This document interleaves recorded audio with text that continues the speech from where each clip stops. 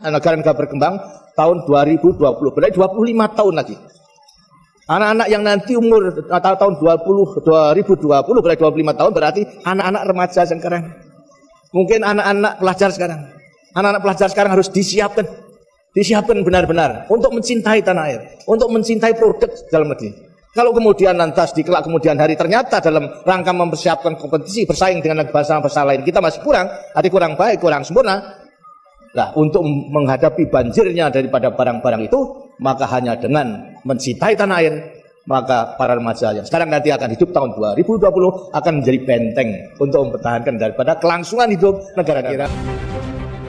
Biden membanjiri ekonomi dalam negeri Amerika dengan stimulus keuangan 1,9 triliun dolar, atau kalau orang awam membacanya printing money. Maka Tiongkok juga pakai strategi yang sama, namun beda target market. Kita setuju tidak setuju, tahu sekali Tiongkok adalah negara agresor ekonomi. Kirinya, kalau ada perusahaan BUMN Tiongkok di suatu negara, itu artinya negara tersebut sedang diagresi ekonominya, bukan agresi militer, cara penjajah atau cara Amerika yang kuno itu. Namun sekali lagi adalah agresi ekonomi. Setelah agresi ekonomi atau serangan ekonomi, maka negara tersebut dikolonialisasi. Sumber daya alam negara tersebut pasti dikeruk habis. Yang kedua adalah kalau ada digital marketplace milik Tiongkok di suatu negara, baik tadinya milik lokal lalu diambil oleh Tiongkok, itu pastinya pasarnya negara tersebut sedang diagresi, sedang diserang. Pasar sebuah negara diserang, awalnya pasarnya dulu dikuasai, lalu jaringan distribusinya dikuasai, kemudian jaringan produk Tiongkok masuk. Kemudian ketika sistem pembayaran non-tunai asing masuk atau pembayaran non-tunai milik lokal kemudian dicaplok Tiongkok langsung atau tidak langsung, ini artinya sistem keuangan negara tersebut sedang diagresi. Semua ini terbungkus rapih dengan propaganda manisnya nanti ekonomi suatu negara tersebut jika bergabung dengan Tiongkok nantinya akan indah. Itu janjinya mereka, itu persepsi yang diberikan oleh mereka. Tapi nanti negara tadi suatu hari mereka jadi tua. Nanti negara yang diagresi tadi jadi kurus, negara yang dikoloni jadi jelek, tak terawat karena nggak ada biaya maintenance, nggak ada biaya krim malam, nggak ada biaya sunblock, nggak ada biaya PRP, nggak dikrimbat rambutnya, nggak dipilates bodinya, nggak dikasih makan sehat tubuhnya. Begitu tua, jelek, penyakitan, pindahlah Tiongkok tadi cari bini baru. Sama, nggak bakal dirawat juga mereka. Jadi pakai terus aja sampai kering. Sedulur, perlukah kita urai apa sih yang negara tersebut atau negara selir-selir Tiongkok itu dikerjainnya? Juga ada pertanyaan, kok banyak sih negara mau jadi selirnya dan harus melayani kaisar Tiongkok tersebut? Strategi ekonominya ya sama seperti informasi di awal, dengan printing money. Itulah mengapa kita katakan berkali-kali, siapa negara yang pakai MMT? Ya hanya Tiongkok dan Amerika. Negara lain pakai teori ekonominya Adam Smith, pakai John Maynard Keynes, pakai ilmu-ilmu itu dah. Lalu bagaimana cara agar setelah SDA sebuah negara sudah di tangan, agresi berikutnya adalah pasar digital atau marketplace, dan setelah itu apa lagi? Yang dilakukan adalah mencekik ekonomi kelas bawah dengan mendapatkan dolar dari negara yang diagresi, agar kering mata uang internasionalnya, agar kering mata uang multi currency negara yang diagresi tersebut. Tiongkok memberikan insentif di dalam negerinya. Insentif setiap dapat dolar dibayar renminbi 3 kali lipat. Misalnya baju batik dicetak di Tiongkok, dijual di marketplace. Batik Indonesia, buatan Indonesia, harga pasarannya adalah Rp150.000 untuk atasan. HPP Garment di Solo katakan Rp80.000. HPP ini harga pokok di mana-mana di seluruh dunia ya 11-12 lah. Pasti orang semua bahannya sama, hitung-hitungannya pasti sama. Di marketplace tadi dijual Rp50.000 loh atasan tadi. Itu pabrik di seluruh dunia juga bingung. Mereka bisa jual Rp50.000 di bawah HPP. Apa untung? Jadi panik lah para reseller. Borong barang Cina tadi, borong barang Tiongkok tadi, jual di offline, jual di online, di tempat lain harganya Rp80.000. Pabrik di Pekalongan, pabrik di Solo, pabrik di Bandung, kemudian ya mati bertumbangan. Produksinya nggak ada yang nelen, nggak ada yang beli. Itulah strategi membunuh produksi, membunuh ekonomi UKM di sebuah negara. Lalu si pengusaha Tiongkok yang dapat $4 per baju tadi, untung dagangnya bagaimana? Oh ya rugi kalau secara dagang. Modal dia kan tetap aja Rp80.000. Tetapi ketika $4